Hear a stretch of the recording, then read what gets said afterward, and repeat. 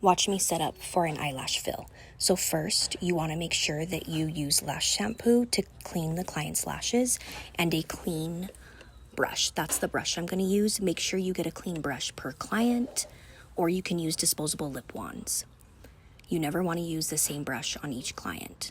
Then, after you put the lash shampoo on, you're going to go in a down and circle motion, not too soft, but not too hard. Then I'm going to get a paper towel with some distilled water. I only use distilled water.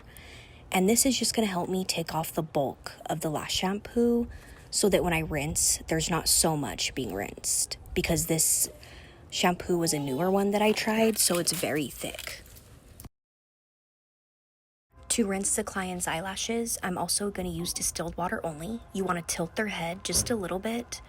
That way when you put the distilled water on, it's not just staying on the client's face. It'll help rinse off the lash shampoo. And I'm going to go ahead and do another rinse. You want to do at least 2 to 3 rinses per eye. Now I'm going to cleanse the other eye. Sorry about the camera, it moved and I didn't notice it right away, but I will fix it in just a minute once I notice. So after I put the lash shampoo on, I'm going to go ahead and go in a circle and down motion, not too hard and not too soft, just like I did on the other eye. I am then going to get a paper towel, take off the excess cleanser, and then I am going to rinse the eye.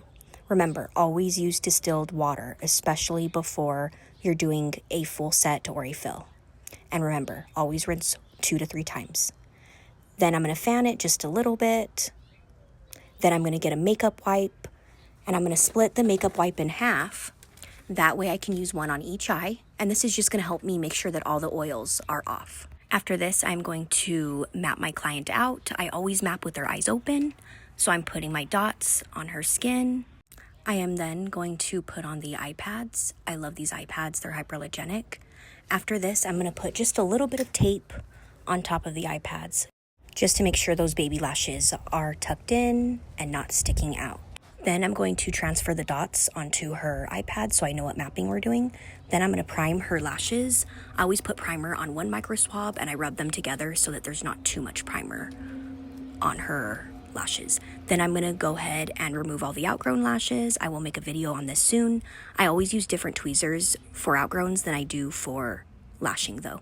Now I'm going to go use some eyelid tape, and I'm going to go ahead and just lift up her lids just a little bit. Sometimes you don't even have to lift up the eye. You're literally just getting the skin out of the way, but this really helps for hooded eyes and deep set eyes so that you can get the best retention and place them as close as you can to the skin without touching the skin. Obviously, you want to do 0.5 to 1 millimeter away from the skin. But if the skin's in the way, then you're going to place the lashes too far out and their retention is not going to be as good. So doing this tape method really makes a big difference. And I got this tape on Amazon. It's just called eyelid tape. Once I'm done prepping, I will go ahead and start lashing. So like and follow me for more. Thank you.